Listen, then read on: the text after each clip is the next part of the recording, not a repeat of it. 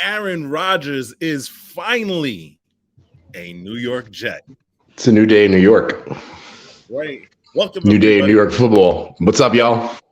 Welcome to the Blue versus Green show. This is Walter, and I am joined again by our What's up, y'all?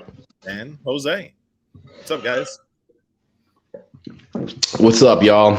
It's the Green Show today. We're not talking about anything blue. All the graphics are green. All the graphics. Yeah. Are green. You know what I'm I saying? am colorblind to blue today. Let's talk about it. What's up? Let's get right to it. Aaron Rodgers is a New York Jet finally, after weeks and weeks and weeks and weeks of speculation, weeks and weeks of leverage, weeks and weeks of second guessing, weeks and weeks of plan Bs, plan Cs, batten down the hatches, like everything that you can think of. But finally, the Jets have gotten their quarterback. Yeah. Let's talk about real quick what the trade was and then react to what the trade will be and what it is. So the Jets receive, and y'all can look on the Instagram page to find out more information, the Blue versus Green show. Jets receive Aaron Rodgers, of course, the centerpiece of this deal. 2023 Packers first round pick, number 15 pick. The 2023 Packers fifth round pick, which is pick number 170. And the Green Bay Packers received the 2023 Jets first round pick. They traded up to get number 13, 2 spots. The 2023 Jets second round pick, which is number 42. The 2023 Jets sixth round pick, which is number 207. And most interestingly, I think of all, is the 2024 Jets conditional pick. Walter, why don't you tell us what the conditions are really quickly around that 2024 pick? So the 2024 pick basically comes down to this. It's a performance type of a pick. It's really based on the fact that we are unsure of whether Aaron Rodgers will be well, first of all, if he'll be healthy, but this is more of an insurance by the Jets and Joe D to make sure that Aaron Rodgers plays a full season this coming year. So basically what it boils down to, if Aaron Rodgers plays less than 65% of the snaps in 2023, then the Packers get a second round pick. If Aaron Rodgers plays a full season, that pick now becomes a first. So, I mean, listen, at the end of the day, my feeling is this: that first, if Aaron Rodgers plays, it best is high 20s, late 30s, 30, 31, 32. If that happens, then you know what? I gladly give that pick up. That is non-issue for me. As a second round pick, yeah. Yeah, and even if it's a first round pick, because the first round pick, if Aaron Rodgers plays the way that we believe he's going to play, then the Jets are going to be picking way late in the first round. So that's the hope. Yeah, that's the hope for 2024, that we will maybe break the rules and not even pick in the first round because we'll win the Super Bowl so badly. I mean, I guess have you been watching Ted Lasso recently? I know this is a bit of a tangent, but I have to make this comparison. Have you seen any of this season of Ted Lasso? I'm going to try to. Are you speaking about Zava? Yes, I am. He cannot pull a Zava. Spoiler alert. Spoiler alert for those who haven't seen Ted Lasso this season. But yes, Ted Lasso rules, and Aaron Rodgers is not allowed to pull a Zava, or the Jets do not have to give up that 2024 conditional pick.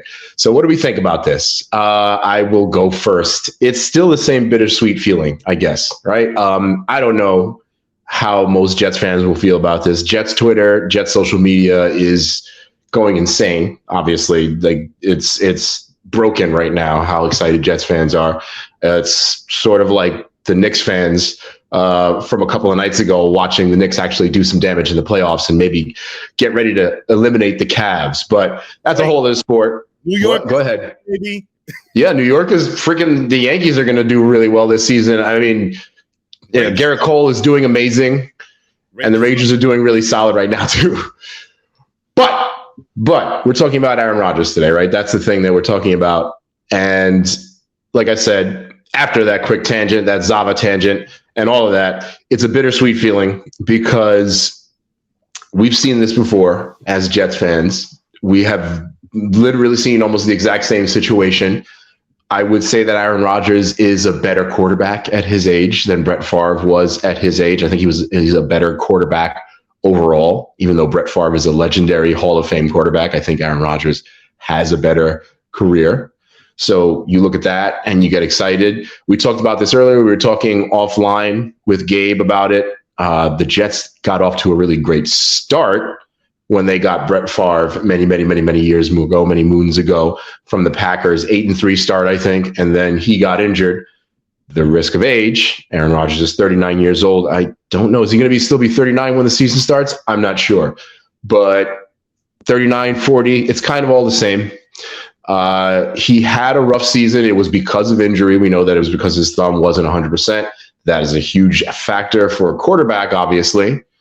But at the same time, we saw what happened when Tom Brady tried to do his last hurrah as well, his second hurrah after not quite succeeding at his goal of winning that second Super Bowl on the Buccaneers. So go ahead. Yeah. It's funny that you're saying that because I don't know if you follow them on Instagram, but there's an account called the 33rd Team. And I don't think so. No. What's up? They posted the literal post is called "Wild Similarities Between Brett Favre and Aaron Rodgers," and what you're saying is even deeper than that because I'm just going to go through it real quick. Okay. Their Super Bowl at the age of 27. At their age 27, right? Mm-hmm. They were both traded to the Jets after 15 years being in Green Bay. Mm-hmm. Both players' final game as a Packer was a loss at Lambeau Field. Both quarterbacks went 2-6 in their final 6 games as a Packer. Both of them got hurt and replaced in their first round game and a loss to an NFC team. Mm-hmm. And both players won multiple MVPs as Packers. So the similarities are ridiculous. You know what I'm saying? Do we know how old Favre was when he went to the Jets? He was a little bit younger, I think, right? Than Aaron Rodgers will be now. Let me see that here. But you also have to go ahead. Didn't want to be here. Favre wanted to go to Minnesota. He came here. And he did. Screaming. Yeah, he did right afterwards, right? He spent. Have we heard? And that was it. Have we heard any rumblings of Aaron Rodgers wanting to go to Minnesota or anything like that? I haven't heard any underground stuff like that, or wanting to go to some other random team. I think that's the Giants. Yeah, I think that's where the similarity ends between Favre and Aaron Rodgers. Favre didn't want to be here. Rodgers intends on being here. So yeah, that's his very, very deep intention after 95% retirement. Brett Favre was 38 years old when he went to the Jets. About the same thing, a little bit younger. I think Rodgers is a little healthier than Brett Favre was when he came to the Jets. Well, I think that's just a little function of how these NFL players take care of their bodies nowadays, you know. Rule changes as well. Quarterbacks are a lot more protected than Brett Favre and his generation were back then. So yeah, that's a consequence of that. That's why that's part of the reason why you see a Tom Brady playing until this age and being successful, Aaron Rodgers being successful until this age. You didn't used to see the quarterbacks stay successful until this age because if they got hit by a 300-pound defensive lineman at full force without any kind of let's say rule controls, they would die. Anyways, now you have to sing a lullaby before you tackle a quarterback, before you sack a quarterback in the NFL. But that's beside the point. Okay, that's to our advantage, obviously, as Jets fans inheriting this older quarterback. So again, it's bittersweet, but at the same time, I was watching ESPN just a few minutes before we got on here, and Dan Orlovsky was talking about what this does, the impact that this has for the Jets.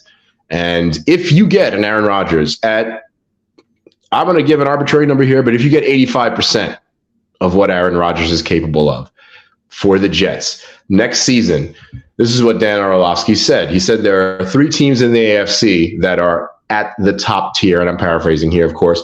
the Bengals, the Chiefs, and the Bills. I think we all know that as football fans. Those are the teams to be probably in the entire NFL, if you really think about it, right? There's a couple of teams in the NFC that really stand out, but the AFC is the power conference right now in football, especially with quarterbacks. But according to Orlovsky, that puts the Jets right as the number 4 team on that top tier. And as a Jets fan, as a football fan, objectively, well, you have to agree. If you get 85% of what Aaron Rodgers is capable of on this Jets defense, that was the number 4 defense in the league last year, a young team with some great new weapons. Again, we still have to talk about, getting some help on the offensive line, the defensive line, some help for linebackers, safeties. We talked about this a couple of weeks ago about how we can address these things in the draft.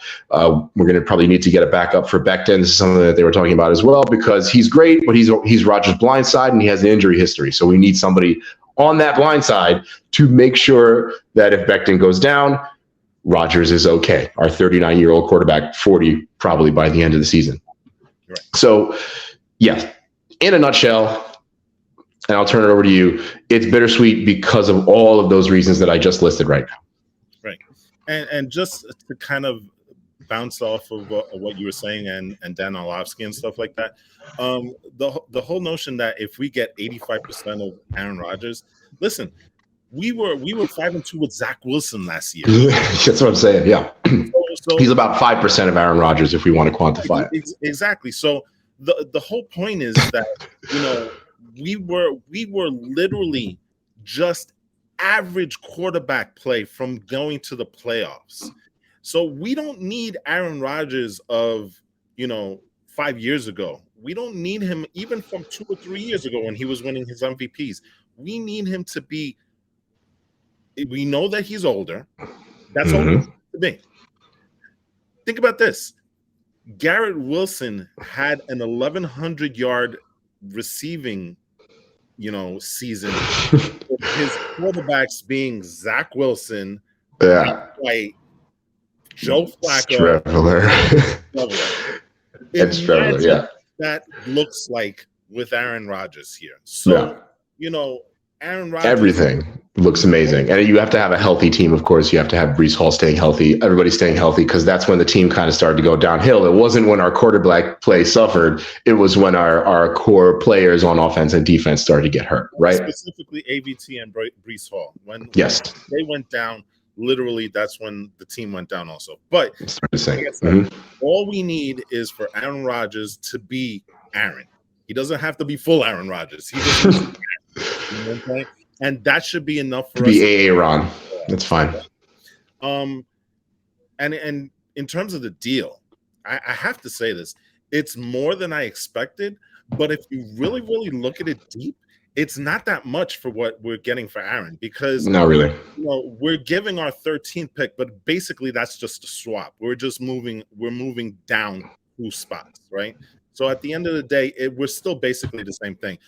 The second round pick that we got from trading Elijah Moore.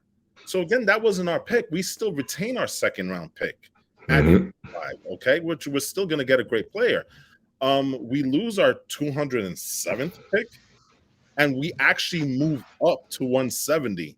We go from having a 6th round pick. We don't have one this year. We end up getting 2 5th round picks because of the additional. And I think we may have had one additional. So it could be either 2 or 3 5th round picks. At the end of the day, the compensation, I think Joe Douglas did a fantastic job in putting this deal together. Right. I look at it this way. You still have a 1st round pick. You still have a chance to get an impact to franchise player, which we're hoping is an offensive lineman that can work out for the Jets for the foreseeable future, the next 5 to 7 years. Let's talk about maybe, hopefully. And then you still have enough picks to fill some roles where you don't need a superstar, but you need a consistent player whose best ability is availability in a lot of cases, right? So we still have a chance to make an impact in the draft in just about the same way that we would have before this entire trade took place. And we don't really do much to our 2024 draft other than that conditional pick.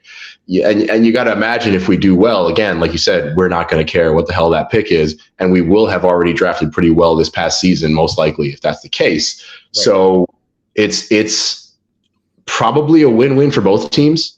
Yeah. I would say. I don't think it really matters whether. I mean, actually, it's not a win if the Jets have to give up the conditional pick, because that means Aaron Rodgers was a bust, right, or was injured.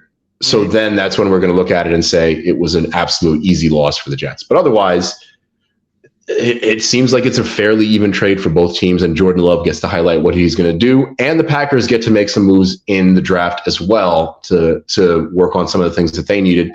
Talk is that they're going to use that slight bump in the draft to get a wide receiver, which is something they need. Yeah. So, which is something that they haven't done since Aaron Rodgers was there, which is kind of ironic because they've never drafted a wide receiver first round while Aaron Rodgers was there.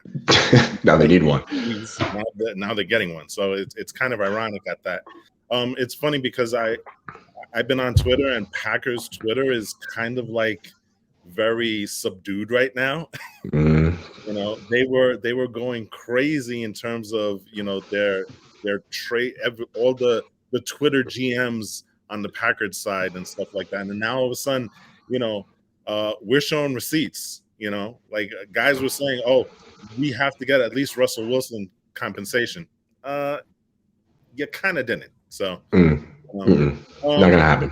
Right. So they can blame Aaron Rodgers for a lot of that. Honestly, I really think that they can.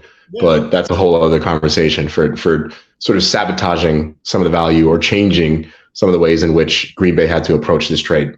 Yeah, and I do like the fact that we did this before the draft. Thank God. Because that would have been an utter circus. It gives it time to breathe on its own. And then when we get into the draft on Thursday, it's just straight, let's focus on who we need to get instead of all of these ancillary things. And I'm excited. It's funny because at the very beginning, when we first started this Aaron Rodgers saga, I'll be the first to admit, I was worried about him coming here. I am super stoked, So less bittersweet for you than it is for me. Is that what we would call it? Yeah, I guess so, because I really did like Derek Carr, but you know what? As you think about this actually towards the Jets' benefit, and Zach Wilson, if you're listening, I'd like to see how you're going to give hell to that quarterback in training camp this year.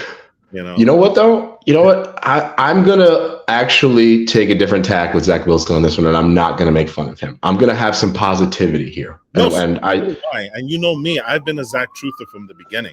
So I think this is a great thing for him if the Jets do decide to keep him.